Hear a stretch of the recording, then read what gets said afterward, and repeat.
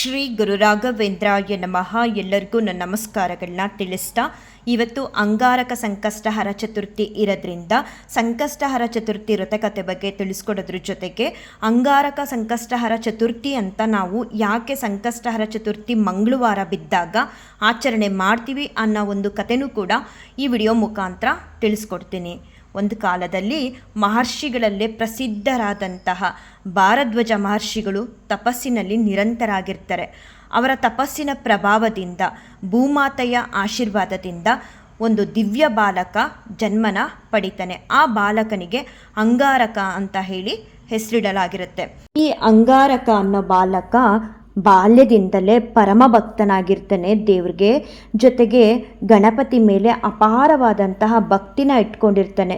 ಅಷ್ಟು ಮಾತ್ರ ಅಲ್ಲ, ಅವನು ಗಣಪತಿಯಿಂದ ವಿಶೇಷವಾದಂಥ ಒಂದು ಕೃಪೆನ ಪಡಿಬೇಕು ಅಂತ ಹೇಳಿ ಕಠಿಣವಾದ ತಪಸ್ಸನ್ನ ಮಾಡಿರ್ತಾರೆ. ಹಲವಾರು ವರ್ಷಗಳ ನಂತರ ಅವರ ತಪಸ್ಸಿಗೆ ಗಣೇಶ ದೇವರು ಪ್ರತ್ಯಕ್ಷರಾಗ್ತಾರೆ. ಆಗ ಅಂಗಾರಕ ಭಕ್ತಿಯಿಂದ ಗಣಪತಿ ಹತ್ರ ಈ ರೀತಿಯಾಗಿ ಬೇಡ್ಕೊಳ್ತಾರೆ, ಪ್ರಭು, ನನ್ನಂತಹ ಭಕ್ತರಿಗೆ ಸದಾ ನಿಮ್ಮ ಕೃಪೆ ದೊರಕಬೇಕು. ನನ್ನ ಹೆಸರಿನಲ್ಲಿ ನಡೆಯುವ ಚತುರ್ಥಿ ವ್ರತವು ಎಲ್ಲ ಸಂಕಷ್ಟಗಳನ್ನ ನಿವಾರಣೆ ಮಾಡಬೇಕು ಅಂತ ಈ ಅಂಗಾರಕ ಗಣಪತಿ ದೇವ್ರ ಹತ್ರ ಬೇಡ್ಕೊಂಡಾಗ ಗಣಪತಿ ದೇವರು ಕೂಡ ತುಂಬ ಸಂತೋಷಪಟ್ಟು ವರನ ನೀಡ್ತಾರೆ. ನೀನು ಮಾಡಿದ್ದಂತಹ ತಪಸ್ಸು ನನಗೆ ತುಂಬಾ ಇಷ್ಟ ಆಯಿತು.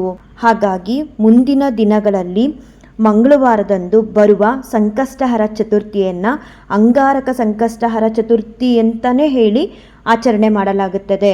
ಈ ದಿನ ಭಕ್ತಿಯಿಂದ ನನ್ನನ್ನು ಯಾರೆಲ್ಲ ಪೂಜಿಸ್ತಾರೋ ಅವರೆಲ್ಲರ ಸಂಕಷ್ಟಗಳಿಗೆ ಮುಕ್ತಿ ಅನ್ನೋದನ್ನು ಪಡ್ಕೊಳ್ತಾರೆ ಅಂತ ಹೇಳಿ ಅಂಗಾರಕನಿಗೆ ಗಣಪತಿ ದೇವರು ವಿಶೇಷವಾಗಿ ಆಶೀರ್ವಾದನ ಮಾಡ್ತಾರಂತೆ.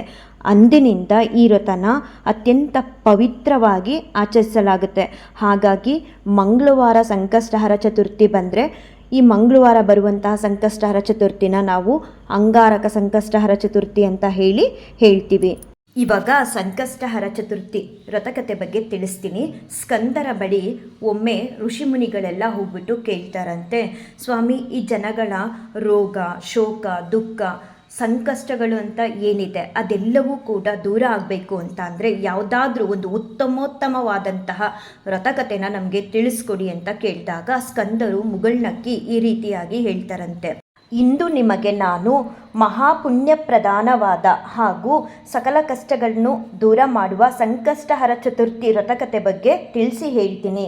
ಪೂರ್ವದಲ್ಲಿ ಪಾಂಡವರು ಪಗಡೆ ಆಟನ ಆಡಿ ರಾಜ್ಯನ ಕಳೆದುಕೊಂಡು ಅರಣ್ಯದಲ್ಲಿ ವನವಾಸನ ಮಾಡ್ತಿರುವಂತಹ ಸಮಯದಲ್ಲಿ ಅಲ್ಲಿಗೆ ಬಂದ ಶ್ರೀಕೃಷ್ಣ ಪರಮಾತ್ಮ ಧರ್ಮರಾಯನಿಗೆ ಈ ವ್ರತಕಥೆ ಬಗ್ಗೆ ತಿಳಿಸಿದ್ರು ಅಂತ ಹೇಳಿದಾಗ ಮುನಿವರಣ್ಯರೆಲ್ಲರೂ ಕೂಡ ಸ್ಕಂದರ ಹತ್ರ ನಾವು ತುಂಬಾ ಕಾತುರದಿಂದ ಕಾಯ್ತಿದ್ದೀವಿ, ಶ್ರೀಕೃಷ್ಣ ಪರಮಾತ್ಮ ಹೇಳಿದಂತಹ ಸಂಕಷ್ಟಹರ ಚತುರ್ಥಿ ವ್ರತಕಥೆ ಬಗ್ಗೆ ನಮಗೆ ಸಂಪೂರ್ಣವಾಗಿ ತಿಳಿಸ್ಕೊಡಿ ಅಂತ ಕೇಳ್ಕೊಳ್ತಾರೆ. ಕೃತಯುಗದಲ್ಲಿ ಹಿಮವಂತನ ಮಗಳಾದ ಪಾರ್ವತಿಯು ಪರಶಿವನನ್ನೇ ತನ್ನ ಗಂಡನನ್ನಾಗಬೇಕೆಂದು ನಿಶ್ಚಯ ಮಾಡಿಕೊಂಡು ಪರಶಿವನಿಗೋಸ್ಕರ ಕಠಿಣವಾದಂತಹ ತಪಸ್ಸನ್ನ ಆಚರಿಸ್ತಾ ಇರ್ತಾಳೆ. ತಾನು ಹಿಂದಿನ ಅವತಾರದಲ್ಲಿ ಸೃಷ್ಟಿಸಿದಂತಹ ಗಣಪತಿನ ನೆನಪು ಮಾಡ್ಕೊಳ್ತಾಳೆ. ತಾಯಿಯ ಕರೆ ಕೇಳಿದ ತಕ್ಷಣ ಅಮ್ಮನ ಬಳಿ ಬಂದ್ಬಿಟ್ಟು ಗಣಪತಿ ಹೇಳ್ತಾರೆ, ಅಮ್ಮ, ಏನಪ್ಪಣೆ, ಏನಕ್ಕೆ ನನ್ನನ್ನು ಕರೆದಿದ್ದು ತಿಳಿಸಿ ಅಂತ ಕೇಳಿದಾಗ ಅಮ್ಮ ಹೇಳ್ತಾರೆ, ಅಂದರೆ ಪಾರ್ವತಿ ದೇವಿ ಹೇಳ್ತಾರೆ, ಮಗು ವಿನಾಯಕ, ನಾನು ಕೈಲಾಸದಲ್ಲಿರುವ ಸದಾಶಿವನನ್ನು ಮತ್ತೆ ಪತಿಯಾಗಿ ಪಡಿಬೇಕು ಅಂತ ಹೇಳಿ ನಿಷ್ಠೆಯಿಂದ ತಪಸ್ಸನ್ನ ಆಚರಿಸ್ತಿದ್ದೀನಿ. ಆದರೆ ಇನ್ನೂ ಪರಶಿವ ನನ್ನ ತಪಸ್ಸಿಗೆ ಒಲ್ದಿಲ್ಲ.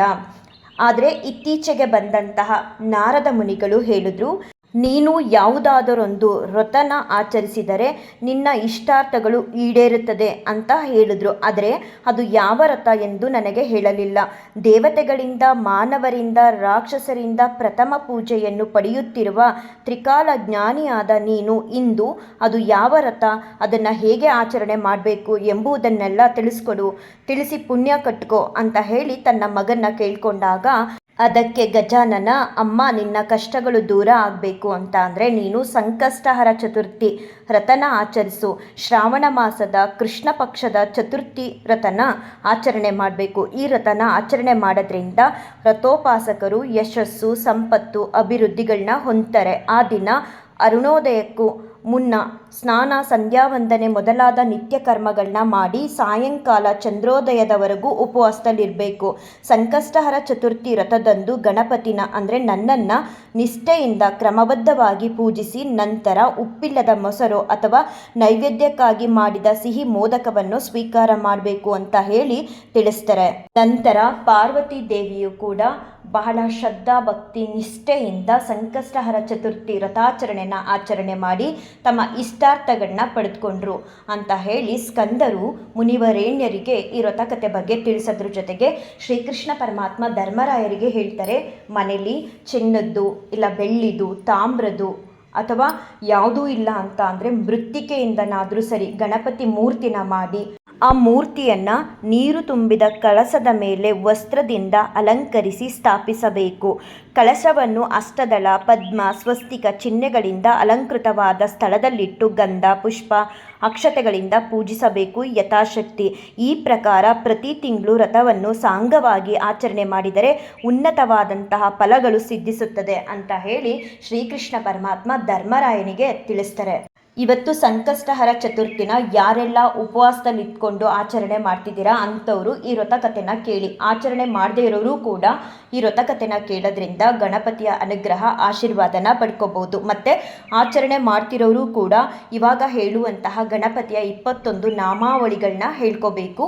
ಬೆಳಗ್ಗೆನಾದರೂ ಹೇಳ್ಕೊಳ್ಳಿ, ಇಲ್ಲ ಸಂಜೆ ಟೈಮಲ್ಲಾದರೂ ಹೇಳ್ಕೊಳ್ಳಿ, ಇಲ್ಲ ದೇವಸ್ಥಾನಕ್ಕೆ ಹೋದಾಗಾದರೂ ಗಣಪತಿ ದರ್ಶನನ ಮಾಡಿ ಅಲ್ಲೇ ಕೂತು ಗಣಪತಿಯ 21 ನಾಮಾವಳಿಗಳನ್ನ ಹೇಳ್ಕೊಳ್ಳಿ. ತುಂಬಾ ಒಳ್ಳೆಯದಾಗುತ್ತೆ. ಗಜಸ್ಯ ವಿಘ್ನರಾಜ ಲಂಬೋದರ ಶಿವಾತ್ಮಜ ವಕ್ರತುಂಡ ಶೂರ್ಪಕರ್ಣ ಕುಬ್ಜ ವಿನಾಯಕ ವಿಘ್ನನಾಶ ವಿಕಟ ವಾಮನ ಸರ್ವದೈವತ ಸರ್ವಾರ್ಥಿನಾಶ ಭಗವಾನ್ ವಿಘ್ನಾರ್ಥ ಧೂರ್ಮಕ ಸರ್ವ ದೇವಾದಿದೇವ ಏಕದಂತ ಬಾಲಚಂದ್ರ ಗಣೇಶ್ವರ ಗಣಪತಿ. ರಾಘವೇಂದ್ರ ಸ್ವಾಮಿಯವರು ಹಾಗೆ ಗಣಪತಿ ದೇವರು ನಿಮ್ಮೆಲ್ಲರಿಗೂ ಒಳ್ಳೇದು ಮಾಡಲಿ, ಎಲ್ಲರನ್ನೂ ಕಾಪಾಡಲಿ ಅಂತ ನಾನು ರಾಯರ ಹತ್ರ ಬೇಡ್ಕೊಳ್ತಾ ಈ ಒಂದು ವಿಡಿಯೋನ ಏನು ಮಾಡ್ತೀನಿ. ಶ್ರೀಕೃಷ್ಣಾರ್ಪಣಮಸ್ತು, ಶ್ರೀಕೃಷ್ಣಾರ್ಪಣಮಸ್ತು, ಶ್ರೀಕೃಷ್ಣಾರ್ಪಣಮಸ್ತು.